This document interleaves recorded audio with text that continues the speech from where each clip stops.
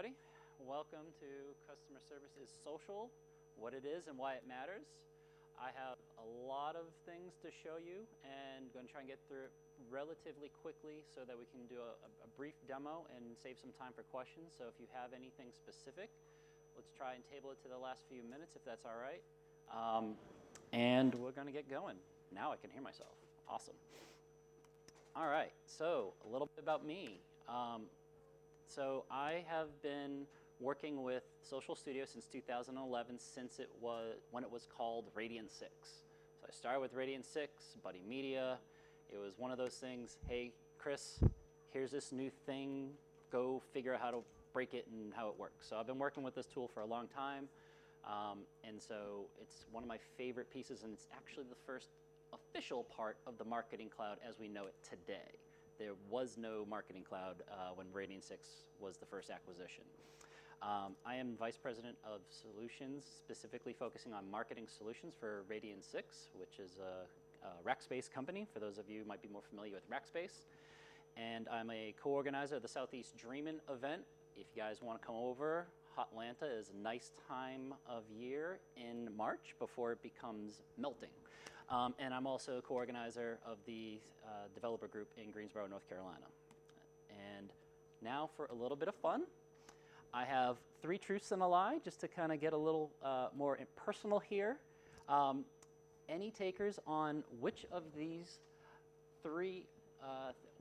is the lie? And I do have a very minor gift for anybody who can get this correctly. Who thinks I'm Jamaican, or I'm not Jamaican? Which one? Any guessers? Don't be shy. What's that? That is true. That's out of the bar. That one's gone. Okay, from the remaining 3, which is the lie? Nelson Mandela's birthday party. It's true. That's out of the question. Now, am I Jamaican or have I broken into a bank? Come at me. What's that? I am Jamaican. So the lie is I haven't broken into a bank. This is on live stream. I have broken into a bank, but I didn't say which country, so nobody can actually come at me. No, I did not steal any money, but yes, I have physically broken into a bank before. And if you want to know more about that, talk to me after. So nobody actually guessed the lie.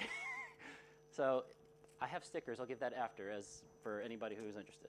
All right, now into the real stuff. So why is it? What is it and why does it matter? Social customer service is not an extension of your marketing. Yes, social can be used for marketing, but it is not an additional broadcast channel for you. It is more than that. In fact, I'd love to stop calling it social customer service because customer service is supposed to be inherently social to begin with. It's just some information that kind of sort of backs this up in terms of how this was handled before. Social customer service was traditionally handled by marketing teams, which don't do customer service really. They're more about awareness and in sort of getting the message out, not necessarily resolving issues or concerns. So social media can be used for marketing, it can be used for sales, it can actually be used for service as well, because just because you're not on social doesn't mean your customers aren't. And if they're complaining and you're not listening, there's nothing you can do about it. And this deck will be shared after, so if I move a little too quickly, I will get this out following this session. So what can it do? Like I said, if people are out there talking and you're not listening, it's kind of hard to pay attention to your the narrative around you, because once you have a brand, once you build that brand and it's out there, you no longer truly control it. Your reputation is out of your hands. You can influence it and you can manage it and help sort of steer it in a direction you would like it to go, but ultimately it's not you don't have the final say. You are what people think you are. So keep that in mind. You can use it for competitive intelligence. So a friend of mine, at one of his past lives actually was able to really kick the tar out of one of his competitors because of the social social listening capabilities that he had at his disposal, and he sort of figured out a pattern one of his competitors was doing and just beat them to the punch consistently, and they never figured it out. Absolutely, and just blew them out of the water. Customer outreach, so people having issues.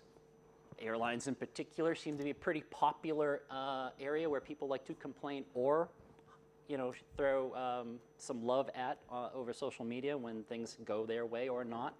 And then, like I said, you don't really own your brand once it's out there.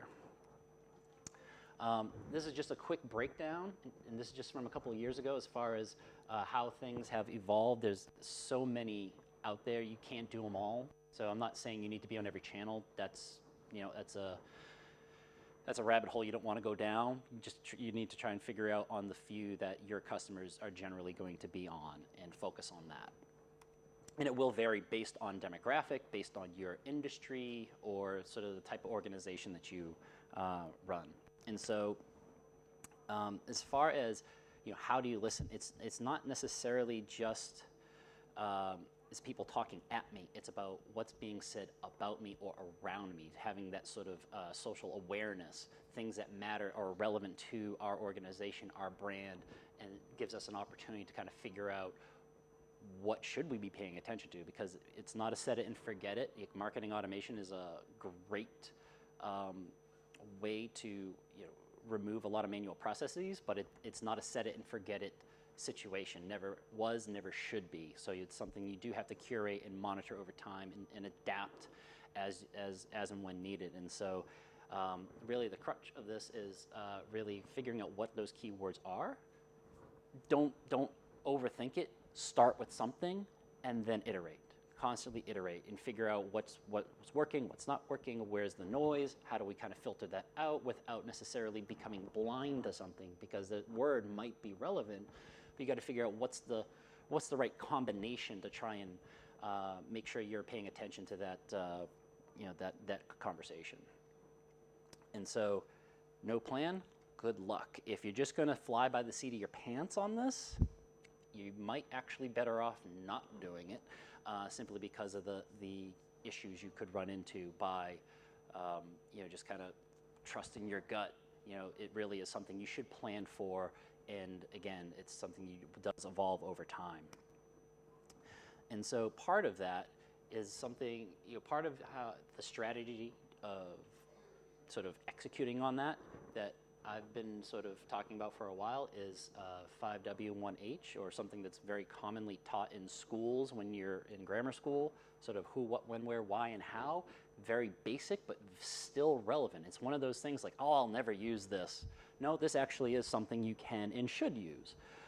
Just because you can doesn't mean you should. So this is what kind of guiding principle, and it adapts and evolves to what you are trying to do. And so, who is my audience? You're not everything to everyone, so don't try. What are my goals? And the one thing, the caveat I'll say here, as I go through these, is you should think about it from the other side. What is in it for your customer, for your constituents, citizens, students? This is not just for like a commercial purpose. It could be for any organization that has an audience that they are engaging with. And so, again, just some basic examples of how to structure a very simple strategy that you can then adapt and sort of add some additional layers to after. So a little bit into like the who. You're not just a number. At the end of the day, even when you are B2B, or kind of focusing on engaging with other organizations, at the end of the day, you're still talking to a person. AI is not taken over yet. Skynet is not your customer. There's actual people on the other end that you're talking to or are talking about you. So try not to oversimplify the numbers here. And so, like I said, I kind of broke it down. There's so many other sort of adjectives that we could describe people, but at the end of the day, it's still a person. And so this is just some of the examples of who would be my audience. So, hate is gonna hate.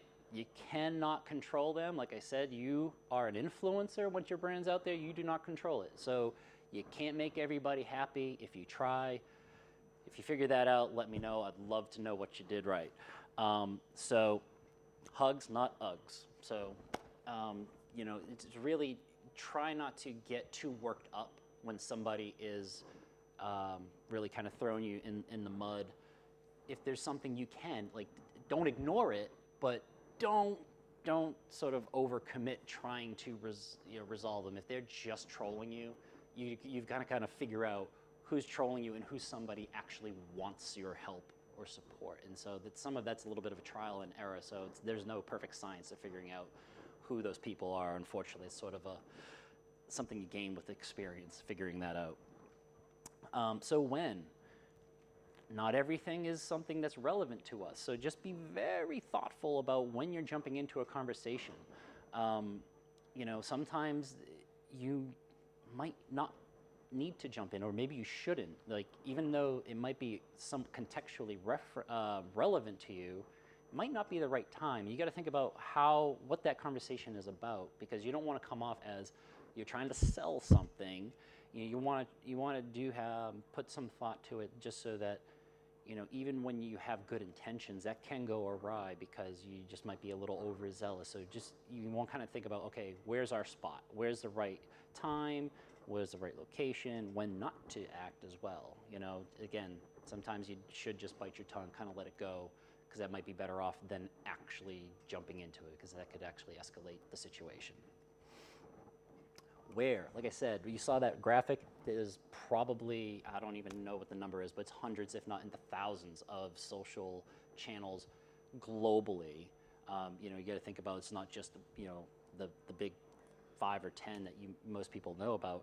And then it is a two-way street. Like I said, it's not a one-directional conversation. The concept of Mad Men, where back in the day, is like, I'm going to tell you what you need and you're going to love it. That doesn't fly in today's society. So you got to be open to hearing what they're saying and be don't be tone deaf. You got to actually know what's going on and just be self-aware. So why? Where's the ROI? Yes, there might be an ROI for you, but it is also what's in it for them. If they're asking for help, then you might be able to do something for them. If they're not specifically asking for your help, maybe you need to determine whether or not there is something I should do. And again, there's so many ways you can get into this. There is the sales side, there's the marketing side, there is the service side. I'm sort of focusing on the service right now, so I'm not going to touch too much on the other areas.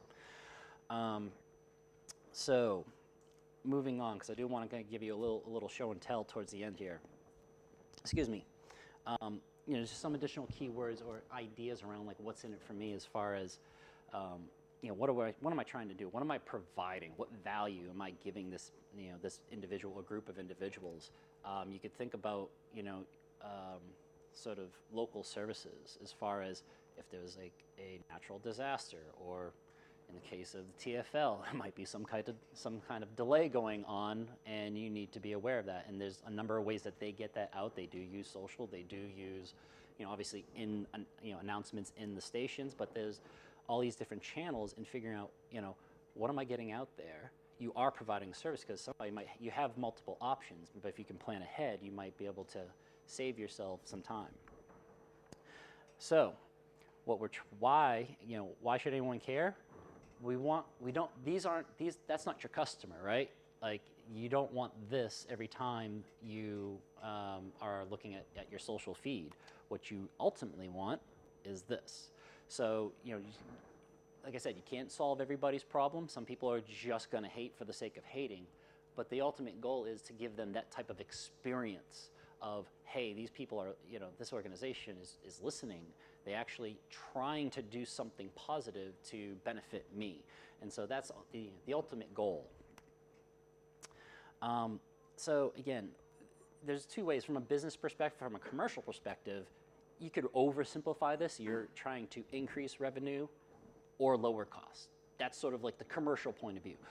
But I try to make this a little bit more broad, because not everybody's selling something. You might be a nonprofit who's trying to help other people. You're trying to gain donations, build that reputation, because even nonprofits have a stain in general because of not all the money they're collecting in certain cases are going as much to the benefit of the group that they're trying to support as they might lead you to believe. And that's, again, that's just a perception thing that's out there. So a lot of people are a lot more hesitant about which organizations they support. So I try to kind of broaden this out a little bit.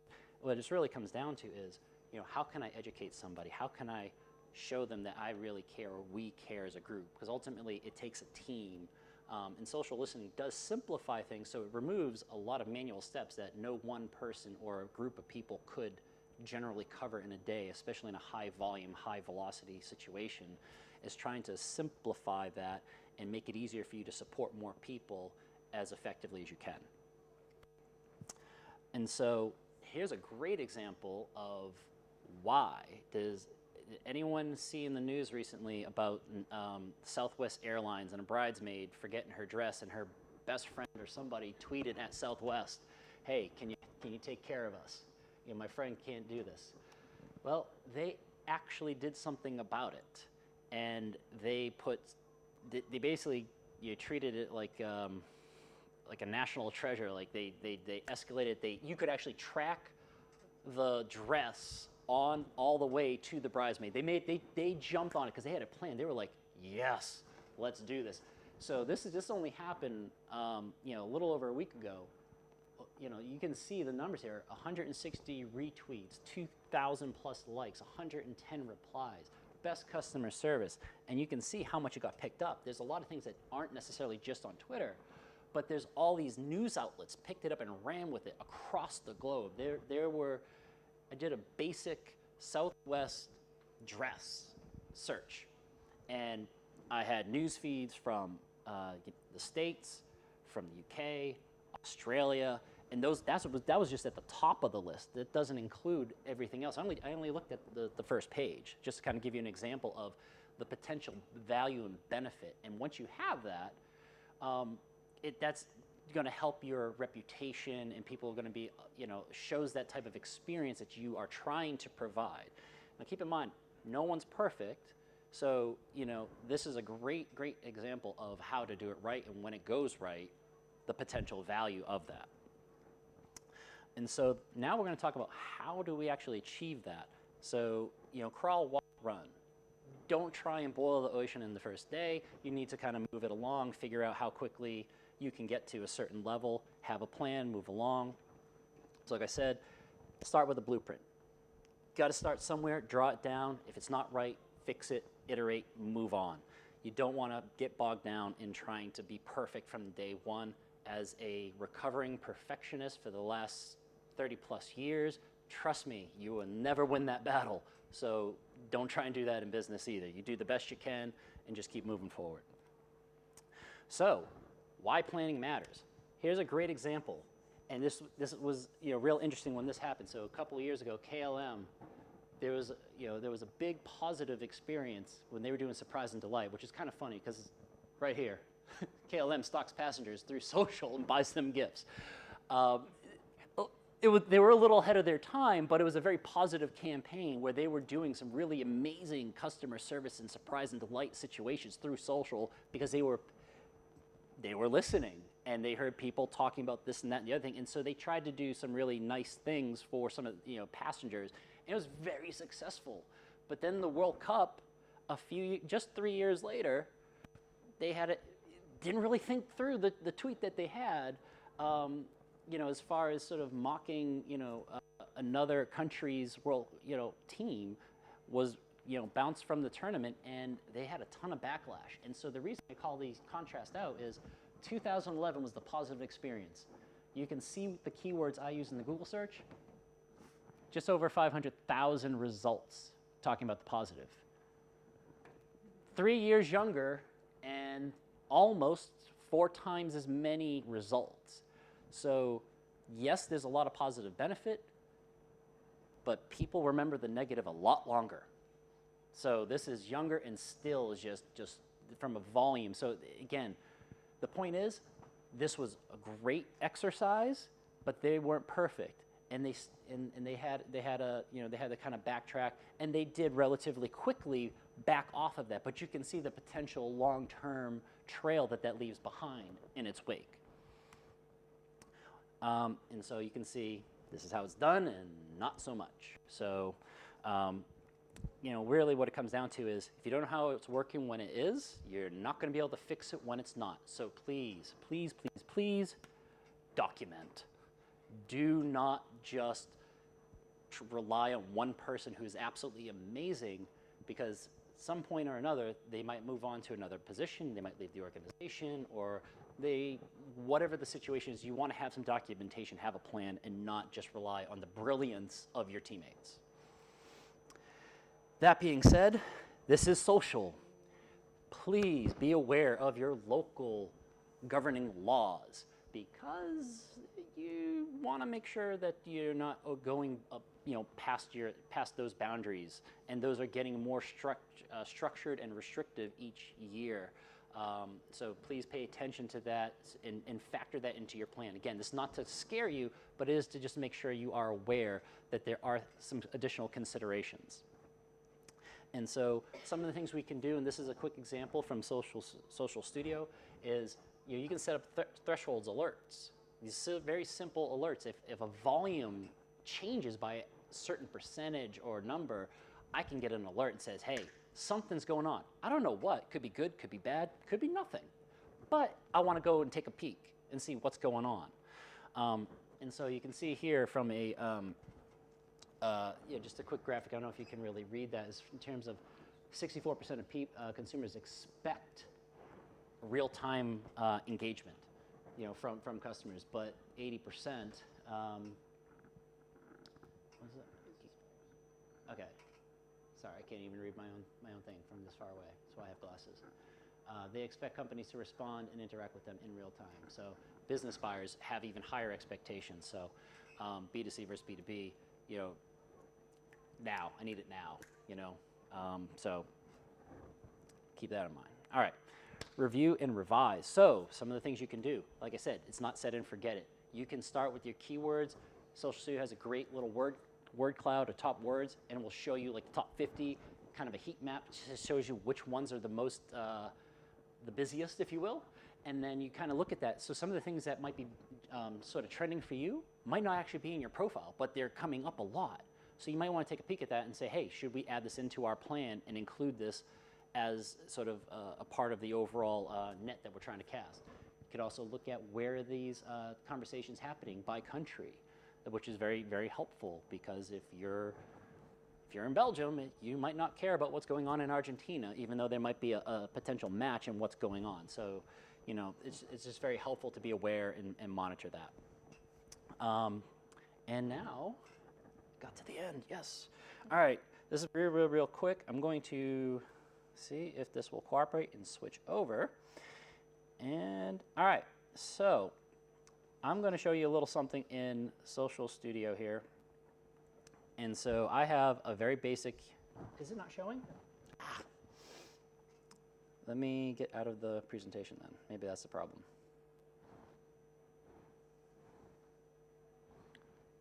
All right.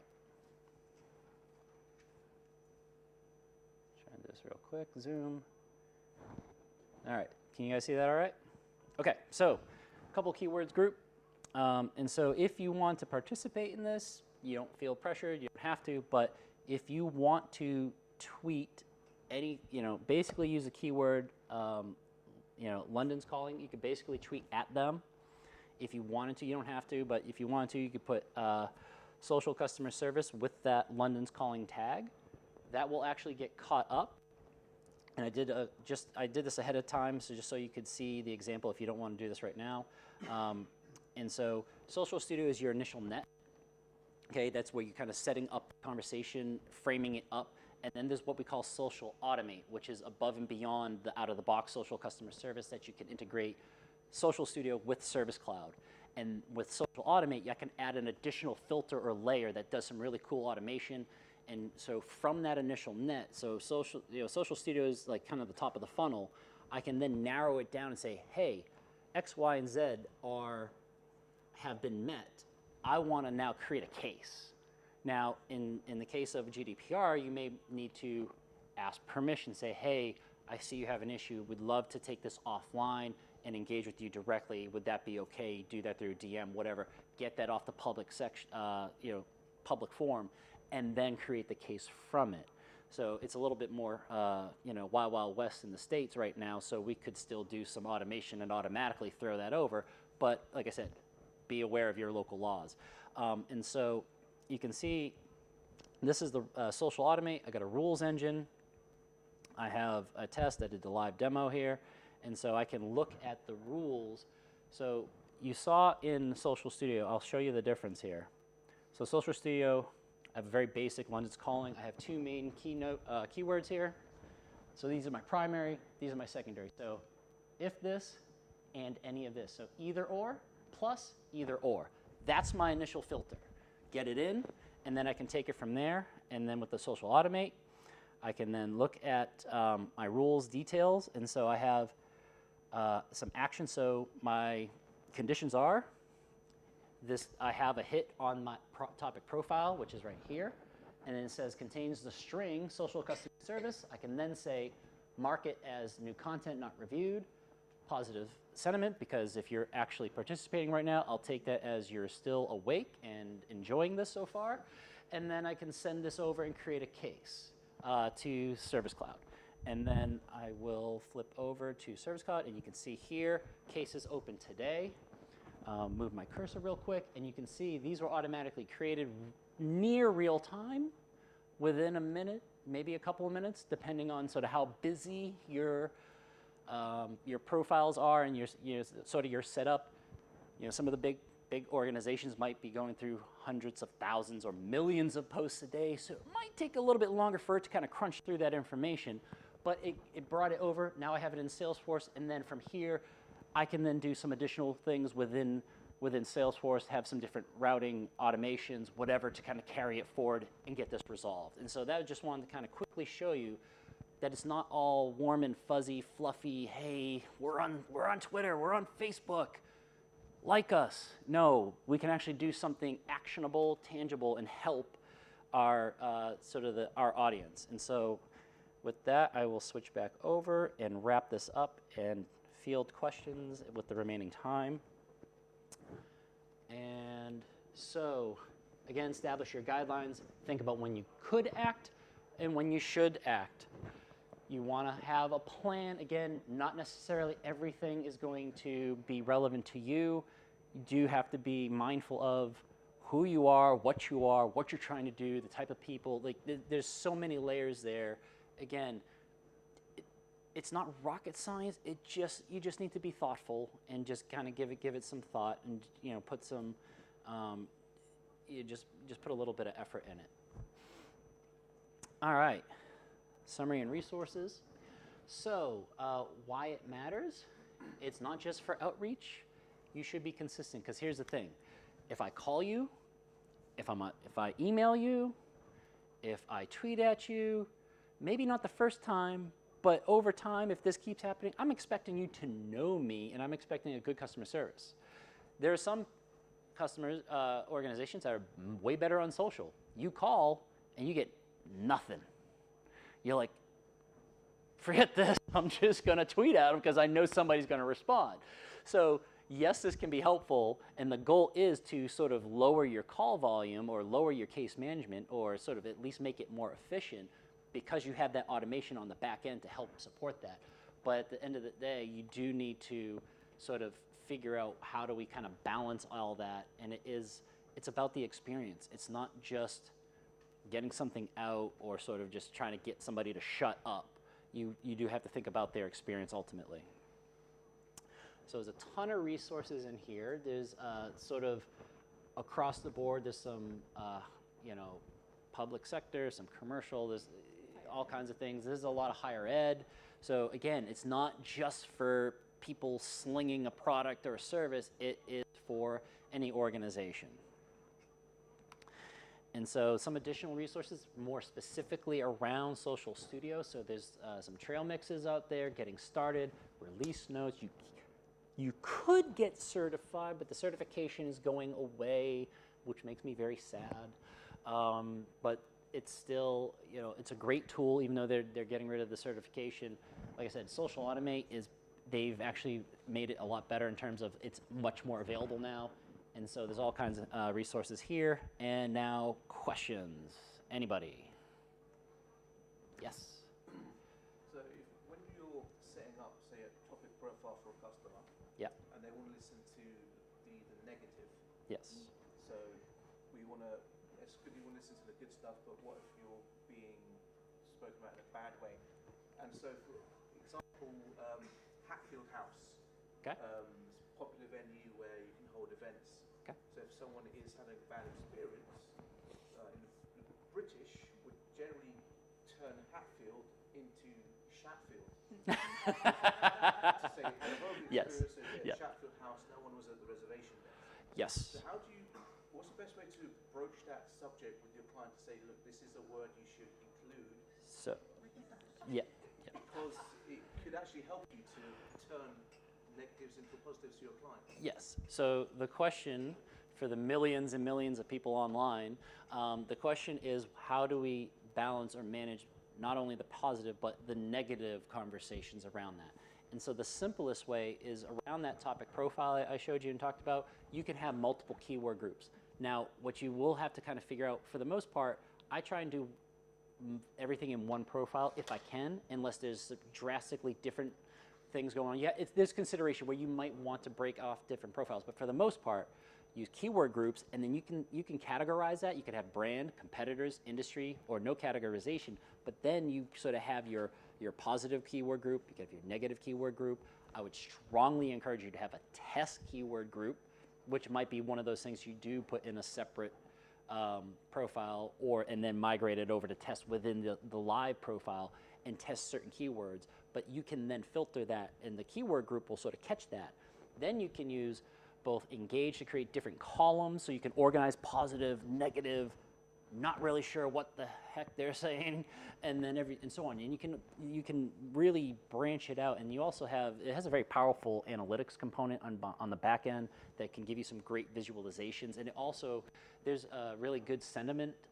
There's a good sentiment analysis piece that's sort of, you can adapt and sort of customize a little bit, but it will kind of give you, hey, this is positive or this is negative, and you can sort of train it a little bit to kind of say, hey, what is this? Is this sentiment? So you have some hands-on control to help sort of monitor that and manage it.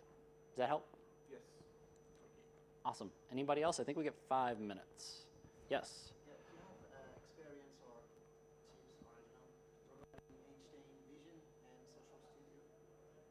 So the question is, do we have any experience with Einstein Vision within Social Studio? I personally do not, but my amazing team does, and we have a number of folks on my team that are very well versed in that functionality. It's a very kind of cool new feature they've added in the last year and a half. Is it something like easy to implement, like instead of listening keywords, like listening logos? Oh, interesting, logos. So I can't necessarily answer that directly, but what I would suggest is after the session, if you want to step to the side, actually have my chief technical architect in the room with me, who makes me sound smarter than I really am most of the time. And so we can have a conversation with her, and we can give you a little bit more detail on that. It's somewhat subjective. Social Studio is relatively one of the more user-friendly marketing cloud studios. And so in my experience, I find Social Studio very intuitive. I haven't set up Einstein Vision, but I don't imagine it's a super heavy lift. It really comes down to your planning and what you want to do, and then applying that to that particular new feature. And out of the corner of my eye, she's not sort of shaking her head no. So again, makes me sound smarter than I really am. So if you want to talk after, we can. Anybody else? Sure, I'll get you in 1 second. You can go first. Ladies first. It's Women's Day. Do we need to use some connector to be able to start to monetize a case in the Salesforce CRM environment? So your question is, is there a type of connector that helps facilitate that? There's two ways to do this. There is the sort of standard out-of-the-box social customer service, which is just a quick check. It's set up in 5 minutes. Very easy, limits up, you get maximum 2 social accounts. If you need to go above and beyond that and want to get more complex, you need social automate, which I think out of the 3 or 4 tiers, with the second tier in the mix, social automate is included, and that's where you can do the fancier, like that's where you can automate that case execution, whereas the social customer service piece, it allows you to, and you could manually create a case from Social Studio, but it's not going to automatically do that for you. Does that answer your question? Yeah, thank you. You're welcome. Back to you. So regarding like the following on from the first question you answered, so say I'm at an airport, so I'm at JFK, and I'm there and I tweet, at JFK but nowhere's open to eat, great. So obviously great is the sentiment point. Yes. So that's Common question. So is it best to have just your columns, so you have like your positive and negative column being constantly monitored, and then whoever's reading it can say, if they've said the word great but in a sarcastic manner, Yes. just pick it up and then say, oh, hang on. Yeah. So the question is about sentiment analysis in words like mad, great, sick. 3 very common things that, depending on how it's used in context, so the sentiment analysis is only so smart. So it's going to try to pick it up. So first thing I would suggest, never use adjectives in your keyword groups because that's useless to you. Focus on very specific, meaningful keywords. And then as far as the sentiment analysis, yes, you want to kind of look at it, have a human actually look at it. And so you can train it and do more with it. And then the other thing is, if you want to go above and beyond that and get a little more sophisticated, there are some really interesting partners, one of which does some of the white labeling sentiment analysis in the back end of Social Studio that can go above and beyond. That would be a separate vendor, separate licensing, but there are some pretty sophisticated sentiment analysis vendors out there that can help you try and take more of that out of your hands. And there's actual human beings doing that monitoring. But I do believe I am at the end of my session. If you do want to talk, we can step to the side. If anyone's looking for a job, Relation Edge is hiring. You can talk to my colleague Mark over here, who's been very patiently waiting to make new friends. But otherwise, thank you so much for coming. And if you have questions, I can talk on the side. We talk after, and have a great rest of the day. Thank you.